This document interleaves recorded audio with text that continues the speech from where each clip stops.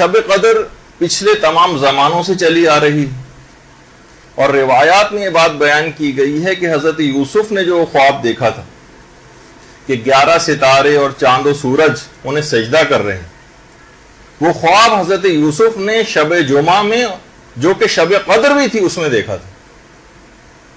ہم بھی ان تمام راتوں میں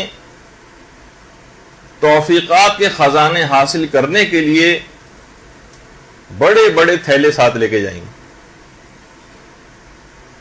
ایک دفعہ حج پہ آغا نجم الدین طبسی کا ایک درس سننے کی سعادت حاصل ہوئی تھی۔ انہوں نے بہت ہی اچھی مثال بیان کی تھی جس کا آدھا ٹکڑا میں نے پچھلی کسی نشست میں بیان بھی کیا تھا۔ وہ نادر شاہ کا واقعہ خود آغا نجم الدین طبسی نے سنایا تھا۔ کیا تھا کہ نادر شاہ ہمیشہ کتاب خدا سے تفاعل کیا کرتا تھا جب بھی جنگوں کا ارادہ کرتا تھا۔ جس وقت اس نے ارادہ کیا کہ مجھے فلاں جگہ کے اوپر حملہ کرنا، اس وقت قرآن اس کے پاس نہیں تھا۔ ایک بچہ کھڑا ہوا تھا، اس نے پچھلی دفعہ میں جلدی سے گزروں گا لیکن آگے کا ٹکڑا بیان کرنا ہے۔ ایک بچہ کھڑا ہوا تھا، اس نے بچے سے پوچھا جس کے ہاتھ میں کتاب بھی تھی۔ اس نے کہا تمہارا نام کیا ہے؟ کہا فتح اللہ۔ باپ کا نام کیا ہے؟ نصر اللہ۔ ہاتھ میں کیا ہے؟ کہا کتاب اللہ۔ اس نے کتاب ہاتھ سے لی، قرآن مجید تھا، قرآن کو درمیان سے کھولا، اس میں آیت نکلی انا فتحنا لک فتحا مبینا۔ اب خوش ہو گیا بادشاہ کہ مجھے جو چاہیے تھی وہ ہدایت مل گئی۔ اس نے کہا بیٹا اپنے دونوں ہاتھ آگے پھیلاؤ۔ اس نے کہا کیوں؟ کہا میں تمہیں اشرفیاں دینا چاہتا ہوں۔ بچے نے کہا نہیں، میری ماں کبھی بھی یقین نہیں کرے گی۔ نادر شاہ نے کہا کیوں یقین نہیں کرے گی؟ کہا کہ اگر میں کہوں گا کہ نادر شاہ نے فقط یہ مٹھی بھر اشرفیاں مجھے دی ہیں، وہ کبھی بھی یقین نہیں کرے گی کہ اگر نادر شاہ ہوتا تو کم سے کم تھیلیاں تو اشرفیوں کی دیتا۔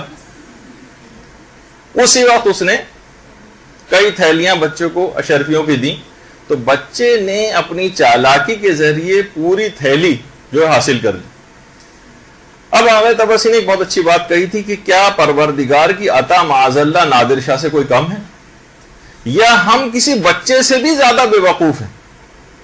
تو لہٰذا آپ کو چاہیے کہ جو بھی حج عمرے پہ جائے خوب دعائیں کر کے اپنی سب چیزیں منوا کر پروردگار سے آئے، اور یہ رات بھی جو آپ کو حاصل ہو رہی ہے اس میں جتنی چاہیں دعائیں کریں، دعاؤں کے سلسلے میں کسی کنجوسی کا مظاہرہ نہ کریں، بلکہ ان دعاؤں کو کوشش کریں کہ آپ باقاعدہ لکھ کر رکھیں۔ ابھی آپ کے پاس ہیں چند دن، ایک لسٹ بنائیں، کوئی ایسا نہ ہو کہ کوئی دعا رہ جائے۔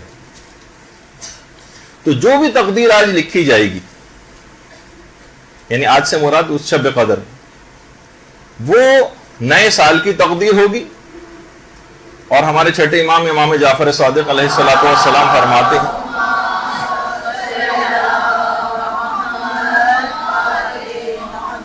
کہ سال کی شروعات شب قدر سے ہوتی ہے، اور اسی شب قدر میں اس سال سے لے کر آئندہ سال تک کی جتنی بھی تقدیریں ہیں وہ لکھی جاتی ہیں۔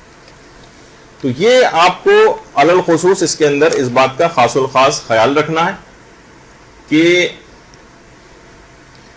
انتہائی اہم ترین یہ رات ہے، اس کو بالکل بھی ضائع نہیں کرنا۔